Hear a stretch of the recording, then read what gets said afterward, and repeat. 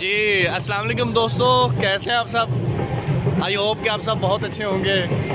میں آپ کا اپنا دوست بھائی نواز علی فروقی، اور میں اس وقت موجود ہوں رنالہ میں۔ آپ کو پتہ ہی ہے میں رنالہ میں جاب بھی کرتا ہوں، اور ایک بات یہ ہے کہ میں نے دارالعلوم اسکول جوائن کر لیا ہے۔ جو تھا نا ایجوکیٹر، وہ چھوڑ دیا میں نے، اور سیم ڈیزگنیشن پہ میں نے دارالعلوم جوائن کر لیا ہے as a coordinator an academic person. میں اب دارالعلوم میں ورک کر رہا ہوں۔ آپ کو ڈول کی آواز تو سنائی دے رہی ہوگی۔ میں رنالہ میں ادھر جا رہا ہوں آج، رنالہ میں کلمہ چوک میں۔